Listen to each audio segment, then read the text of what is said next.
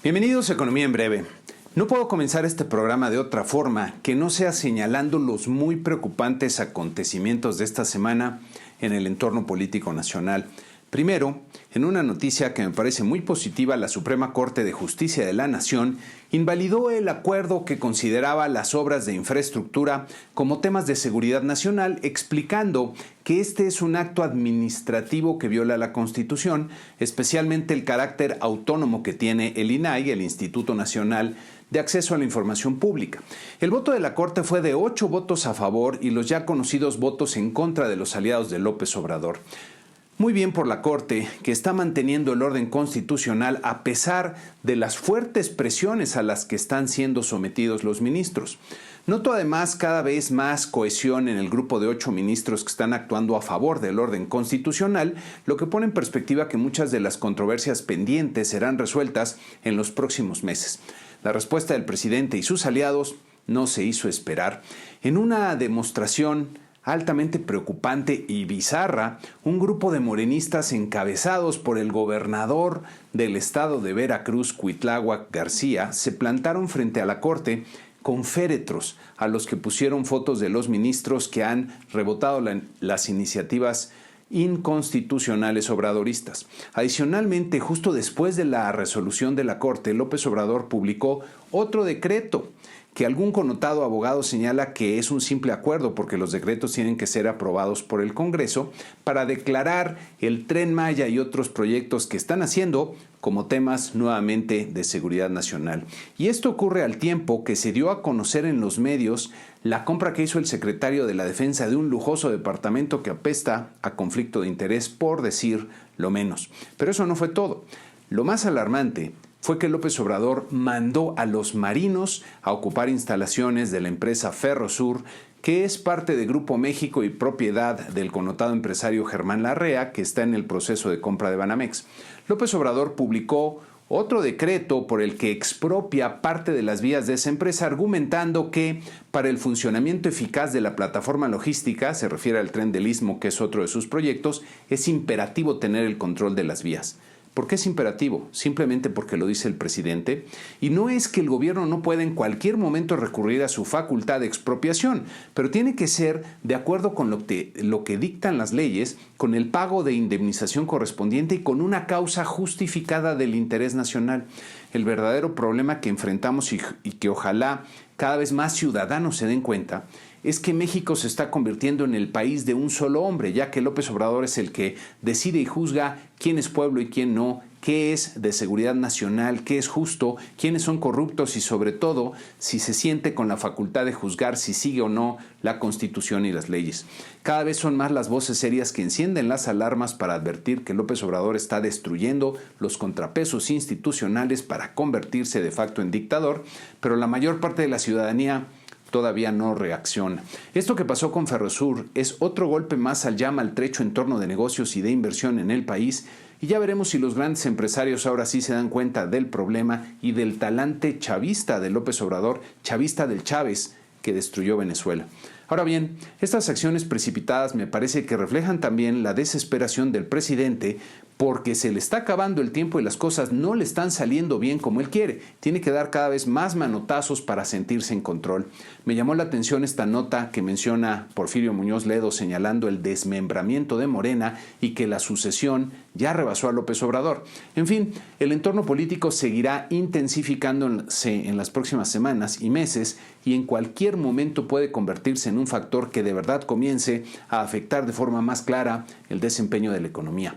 En un último tema del entorno nacional, se registró un nuevo accidente en Pemex, ahora en la refinería de Salina Cruz. Si ustedes buscan en los medios verán que en lo que va de este sexenio ha aumentado considerablemente la cantidad de accidentes, no solo en Pemex, sino en otras instalaciones y servicios públicos, lo que muy probablemente se explica por los recortes al gasto en mantenimiento y o la incompetencia, negligencia de muchos de los que están al frente. Pasando a los temas económicos, seguimos con la decisión de política monetaria de Banco de México.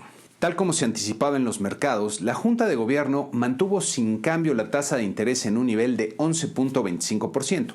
Banxico hace una pausa que bien podría marcar el fin del ciclo de alza más rudo desde que se tiene un objetivo de inflación del 3%, luego de aumentar la tasa de interés de referencia en 725 puntos porcentuales a partir de junio del 2021.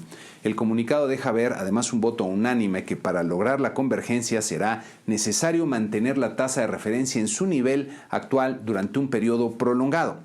También siguen señalando que el balance de riesgos para la inflación respecto a la trayectoria esperada sigue sesgado al alza, es decir, que la inflación podría descender de forma más lenta a lo pronosticado. Los pronósticos que presenta Banco de México, que pueden ver aquí, tienen revisiones muy modestas a la baja, sobre todo en el trimestre actual. Hay que notar que la baja más importante en sus pronósticos la tienen contemplada para el primer trimestre del año que viene y es ahí en donde podría atorarse el descenso. En enero y febrero no solo se revisan muchos contratos importantes, sino que también entran en vigor los nuevos salarios mínimos que seguramente tendrán otro importante aumento de doble dígito. Si la inflación no baja tan rápido como anticipa Banxico o incluso si rebota por choques al alza, entonces podría ser necesario aguantar por más tiempo la tasa de interés elevada o incluso tener que subirle un poco más.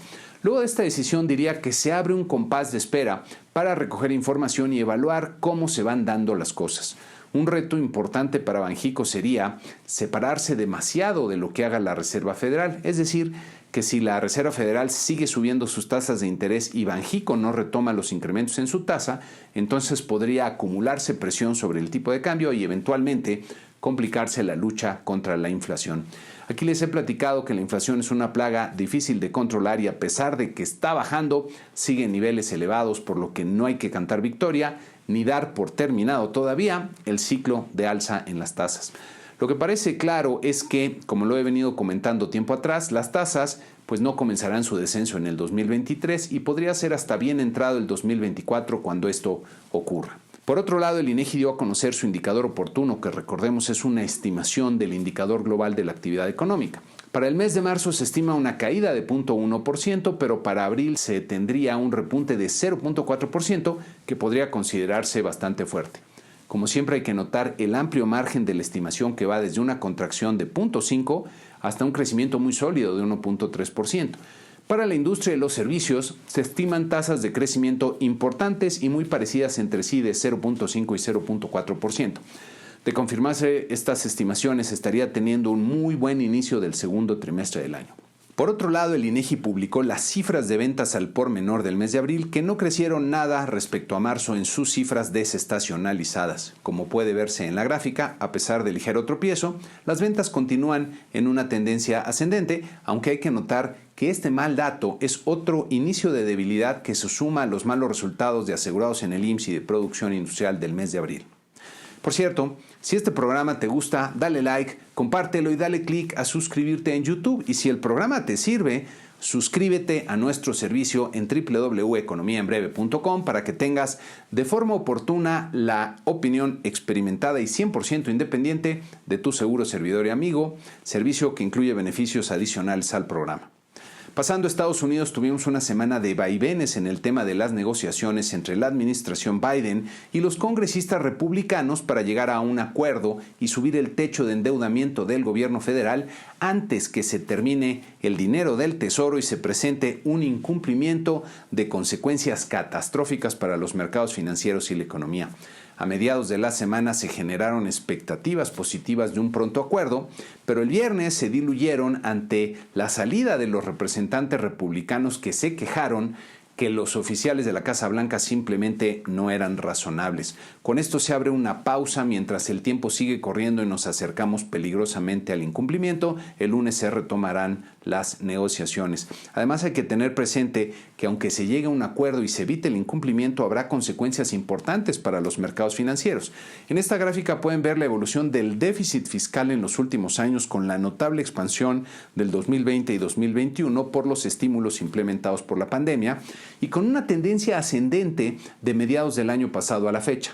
Desde hace tiempo se viene señalando que las trayectorias del déficit y la deuda pública estadounidenses son insostenibles, pero el ajuste se ha venido pateando siempre. Ahora que los republicanos ven posibilidades de recuperar la Casa Blanca en la siguiente elección, han endurecido sus posturas para propiciar ajustes en el gasto público, especialmente en los programas discrecionales que tienen los demócratas. El escenario de un incumplimiento de las obligaciones financieras del gobierno de Estados Unidos no quiere verse como algo probable, pero no es imposible. Algo que no hay que perder de vista es que se está reduciendo la liquidez disponible en los mercados y el gobierno de Estados Unidos lleva mano sobre el ahorro que hay disponible. Eventualmente tendrán que salir a volver a colocar cantidades importantes de bonos del Tesoro, reduciendo ese ahorro disponible para corporativos y empresas, lo que implica mayores tasas de interés que pueden profundizar el problema en el sistema financiero y terminar de empujar el país a una recesión. Entonces es un tema que hay que seguir de cerca y mantener la guardia en alto en las decisiones de inversión, ya que todo apunta a un entorno que seguirá siendo más adverso que lo que vivimos en la década precedente a la pandemia. Por otro lado, y en una buena noticia, la producción industrial presentó un repunte importante en abril a crecer 0.5%, cuando el promedio de los mercados anticipaba 0. A pesar del repunte, y como se aprecia en la gráfica, aún falta un poco para retomar la tendencia que tenía la industria al recuperarse de la pandemia. Las manufacturas repuntaron incluso con más brío al crecer 1%, superando por mucho la expectativa de un crecimiento marginal de 0.1%. La utilización de la capacidad instalada mejoró un poco a 79.7%, apenas por debajo del nivel de 79.8% anticipado. Los mercados accionarios tuvieron una buena semana con nuestro promedio de 10 mercados subiendo 1.4% y con la mayoría de los índices mostrando ganancias. La bolsa de valores, en contraste, aquí en México perdió 1.2% y como vemos en nuestra gráfica, la mayor parte de la caída se dio el viernes, cuando también se anunció la sorpresiva expropiación de las vías de Ferrosur. El tipo de cambio alcanzó el lunes un nivel de 17.43 pesos por dólar, que no se veía desde el 2016, pero luego regresó a niveles un poco más elevados para terminar la semana en 17.63 pesos por dólar. Para la semana que inicia tendremos información importante en México, entre la que destacan las cifras detalladas del Producto Interno Bruto del primer trimestre del año, la inflación de la primera quincena de mayo y la balanza de pagos del primer trimestre.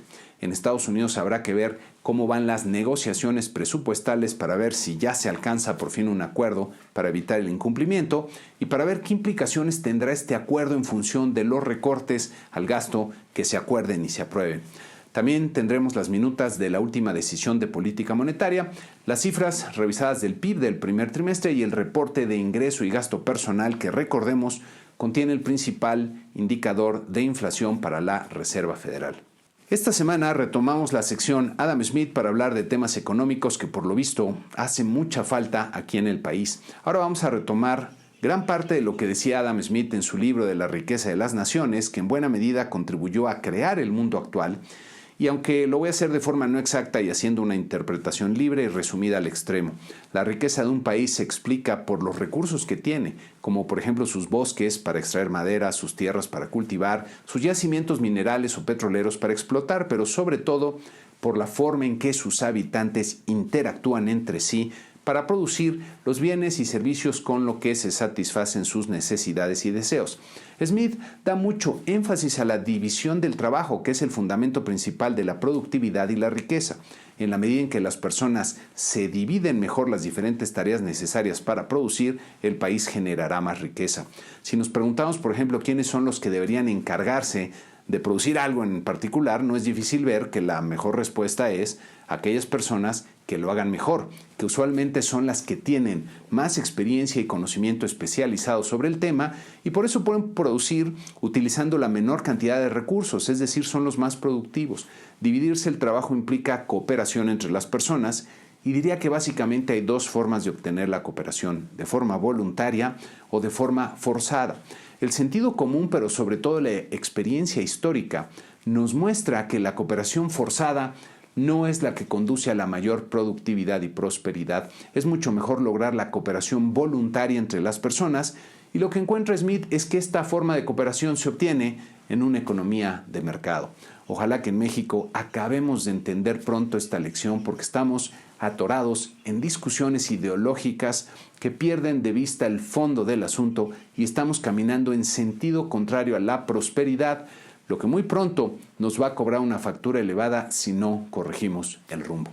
Antes de terminar, los invito a poner comentarios respecto al programa directamente en YouTube y que me envíen sus comentarios y sugerencias a nuestro correo de contacto que pueden ver aquí. A todos mis suscriptores les reitero mi agradecimiento y a los que todavía no lo son, los invito a visitar nuestra página para suscribirse al programa y estar bien informados sobre la marcha de la economía, que hoy es más importante que nunca. Con esto terminamos este programa número 315. Muchas gracias y que tengan una excelente semana.